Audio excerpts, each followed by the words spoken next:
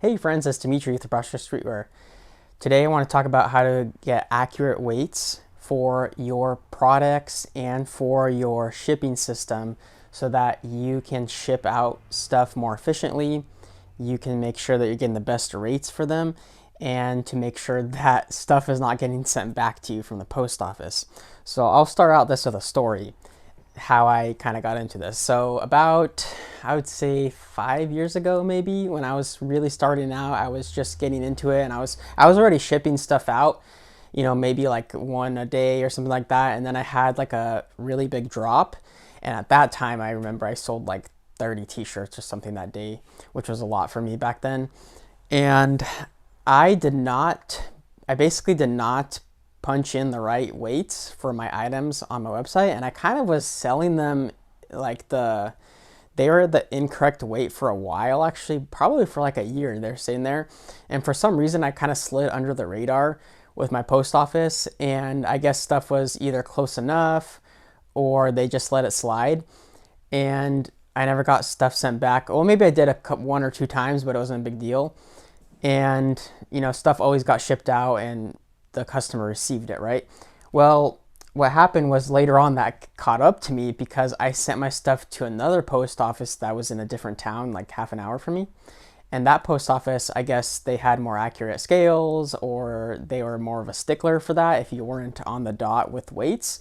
And they sent me back all those 30 packages or whatever, or most of them, because some of them still went through, but I probably got back probably 20 or 25 packages a few days later, and I was like shocked because I thought like, oh man, I lost out on the shipping labels. I had to buy all those shipping labels. I probably lost out like $200. That's what I was thinking. But luckily the post office was gracious, and they did not scan the labels through and mark them as paid basically. So what I did was I had to go cancel all those labels. I had to reweigh everything.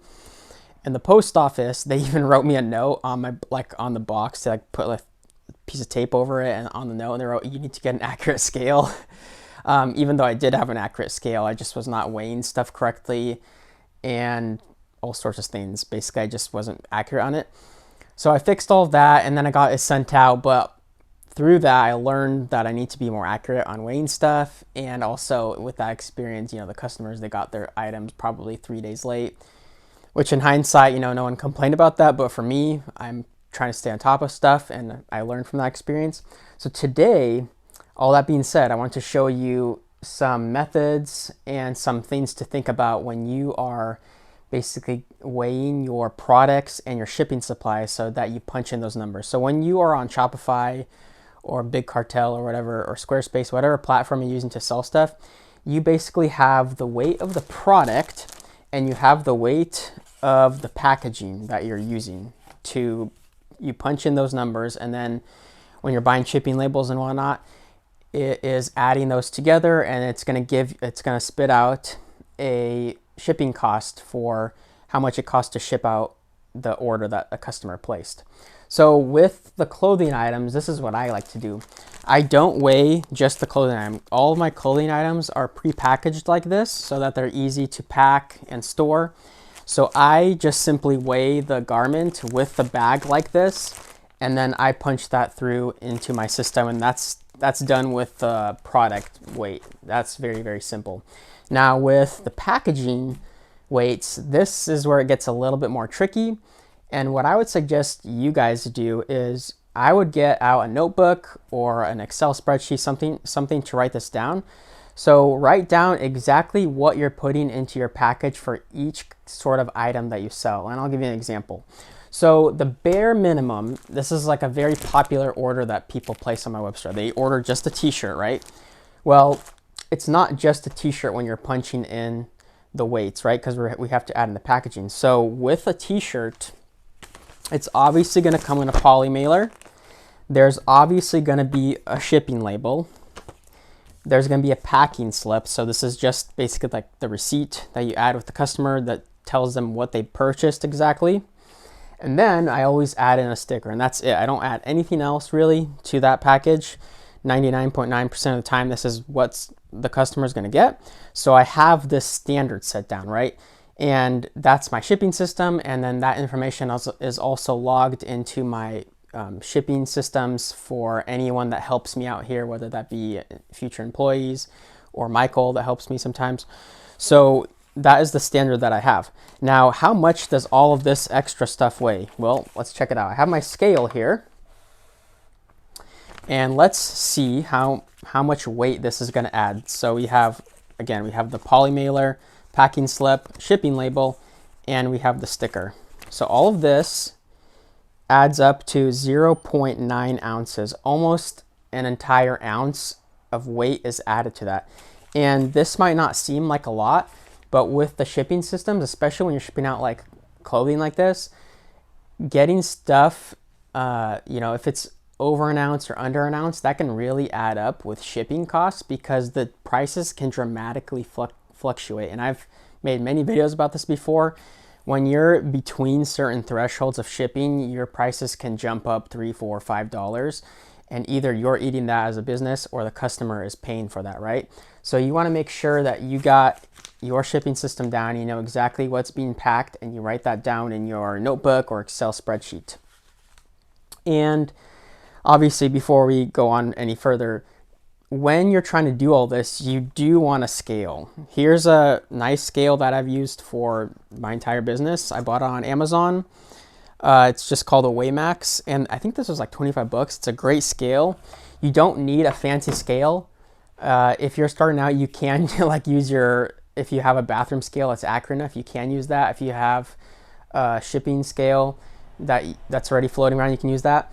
I would recommend though getting a shipping scale if you can, because those often the units can go into grams, and grams are very important when you're shipping out like stickers and envelopes or using envelopes, because the post office is going to be looking at that kind of stuff, especially when it comes to the first class mail. When it comes to first class packages, there is a little bit more wiggle room, but again, if you're going in between shipping thresholds with price, getting down to the ounces is important, so getting it accurate. So I would suggest getting a shipping scale. You don't need like a really fancy one. Like I said, this was 25 bucks. I use it for my business for literally everything. There were a few instances where I wish I had a bigger shipping scale because people purchased like a lot of books and stuff and had bigger boxes, and it was a little bit more tricky to get it on here. But for the most part, you're going to be fine getting away with this if you're starting out. If you're really growing, you might get a bigger scale, but this is going to be totally fine. So that is how I ship a shirt. Now, when it comes to the boxes, they have the packing list, the shipping label, and the sticker, but something else is happening with the box. Some additional things. So the additional things when I ship stuff in boxes is the tape that goes around it, that adds weight, and also the packaging material. And I'll give you an example of what a standard box, let's just say a customer ordered a hat. So I would use this box. I would obviously add the sticker again, the shipping label, the packing slip, and only one piece of packaging material. I don't add 2, I don't add 3, I don't add 4. Or none. I just add 1 because I figured out that's enough to kind of protect the hat and not have it jumbling around in there so much. And let's see just how much one piece of paper weighs to add that in. So this one piece of packing paper, it weighs 0.6 ounces. So over half an ounce just for one paper. So imagine if you're packing a box, like a larger box, and there's a hat and a hoodie and a book and a sticker pack and stuff like that, you're gonna obviously be needing more packaging paper sometimes in those situations. You might be needing 2, 3, 4, 5 pieces. And as you could tell, that adds up. So what you wanna do with boxes, this is really important. Whatever you're shipping in your boxes, you also obviously wanna have a standard. So my standard for this would be all of these standard materials here, and then one piece of packaging paper, right? And with the larger box, I also have a standard where I have this many papers or this.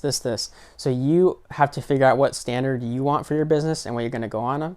And this is also important because when you're training someone or you have employees, they also have to go off on the standard. So you have a basis of which to have, something to measure off of when it comes to efficiency and your entire packaging system and the money-wise, that kind of stuff. It's important to have standards.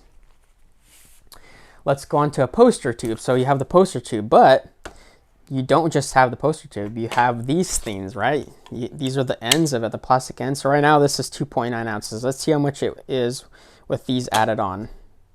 It goes all the way up to 3.4 ounces. So just to ship a poster, you're adding 3.4 ounces. And back to the box.